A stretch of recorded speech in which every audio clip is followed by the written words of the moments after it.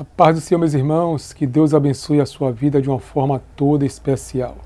Estamos iniciando mais uma escola bíblica dominical com o seguinte tema: orando e jejuando como Jesus ensinou.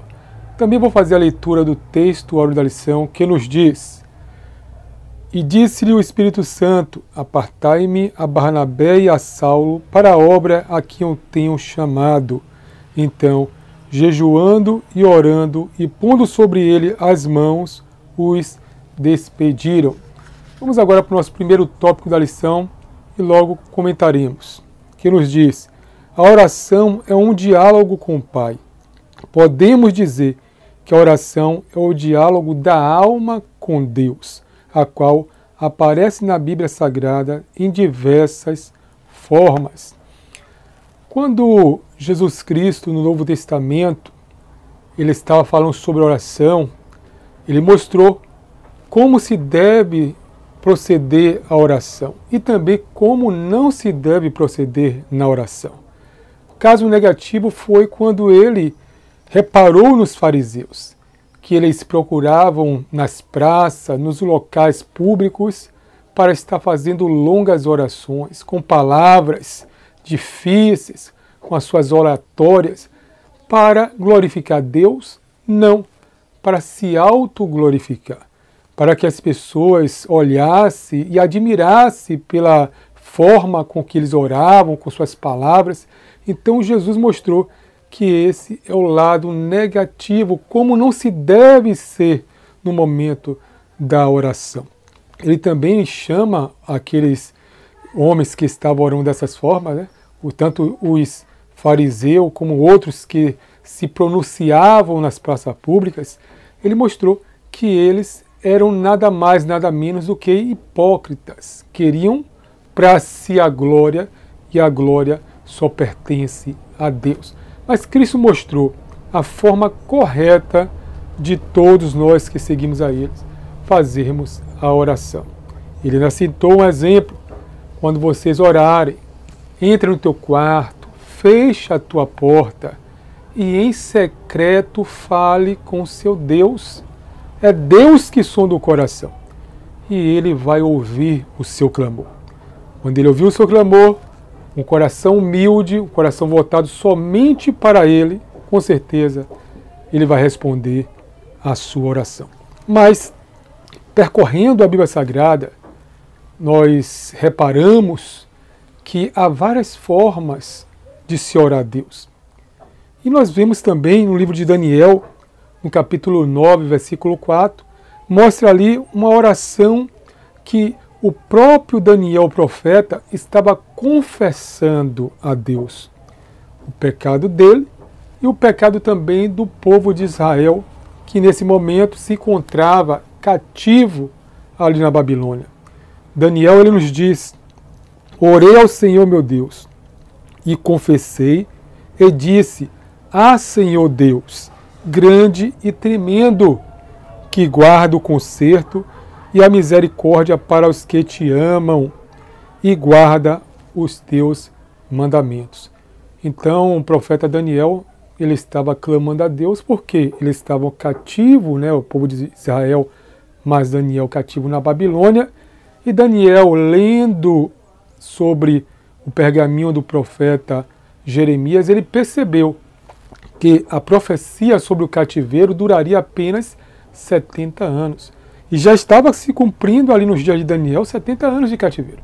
Então ele começou a jejuar, a orar, a buscar Deus, para que o Senhor assim cumprisse aquela promessa de libertar o seu povo, pois já estava com 70 anos que o povo se encontrava no cativeiro. Mas também, além da forma da oração de confissão, nós vemos que a oração também pode ser da forma de adoração. O salmista, no Salmo de número 30, versículo 1, nos diz: exaltar-te-ei ao Senhor, pois tu me exaltaste, e não fizeste com que os meus inimigos se alegrassem sobre mim. O salmista, ele estava sempre perseguido, né, por muitos que queriam ver o seu mal, os seus inimigos, e ele se alegrou glorificou a Deus, atribuiu a Deus toda a honra e toda a glória, pois Deus procedeu de uma forma maravilhosa, livrando de todos os seus adversários e da vontade dos seus inimigos. Então a oração pode ser de confissão e também pode ser de adoração. Agora, reparamos que no Novo Testamento, o apóstolo Paulo, conhecido como apóstolo dos gentios, ele também intensificou, né, esse ensinamento sobre a oração e também sobre o jejum. Ele mostra que também existe a oração em forma de agradecimento, ou também, como é conhecido, de ações de graça. Nós vemos no livro de Filipenses, no capítulo 4, versículo 6, quando nos diz: não estejais inquietos por coisa alguma, antes as vossas orações sejam em tudo conhecidas diante de Deus, pela oração e súplicas em ações de graça. Aqui nós vemos a importância de quando Deus ele responde às nossas orações e também quando Deus age em nossa vida e por tudo aquilo que Ele já tem feito, devemos ter um coração agradecidos a Deus, fazendo orações, cultos em ações de graça ao nosso Deus, por todos os livramentos.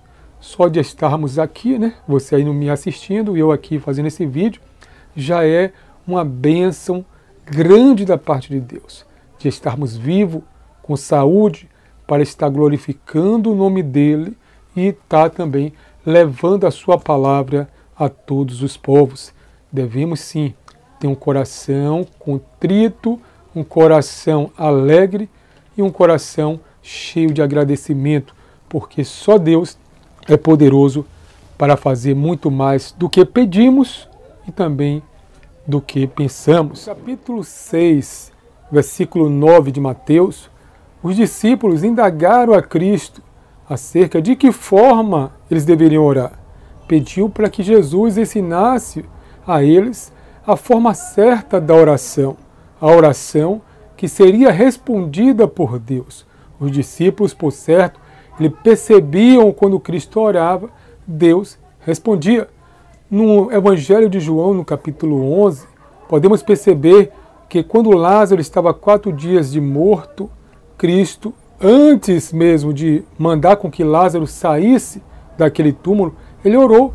Os discípulos estavam presentes e sempre viam a resposta de Deus através da oração de Cristo. Por isso, eles queriam também saber orar para ter resposta da parte de Deus. E Jesus ensinou a oração: o Pai Nosso que estás no céu, santificado seja o teu nome.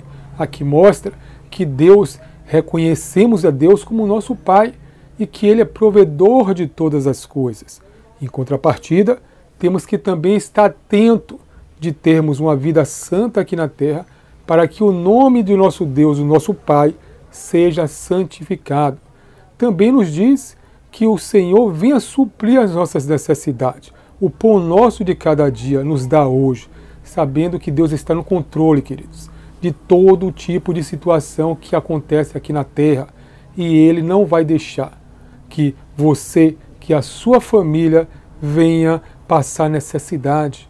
A palavra de Deus nos diz que o salmista foi novo e agora ele já se encontrava velho, mas ele nunca viu um justo mendigar o pão. Passamos tribulações na vida, mas Deus não vai deixar que permanecemos, né, passando necessidade. Ele vai suprir as nossas necessidades e fazer com que cada um de nós possa ter abundância. Vamos crer, vamos orar e ter a certeza que a vitória é certa. Também, queridos, vimos aqui que 3 aspectos importantes na oração. Jesus Cristo, ele, um dado momento, quando seus discípulos estavam ali expulsando o espírito maligno de um homem, e os seus discípulos não conseguiram expulsar. Chegaram até Jesus e indagaram por qual motivo nós não conseguimos expulsar. Jesus disse, olha, essa castra só sai com oração e jejum. Aqui mostra a importância que a oração e que o jejum tem na vida dos servos do Senhor e também no seu ministério de levar o Evangelho, de levar a palavra. E nesse levar a palavra, muitas pessoas precisarão de libertação, de cura. E o jejum e a oração têm poder até mesmo de expulsar uma castra de espírito maligno.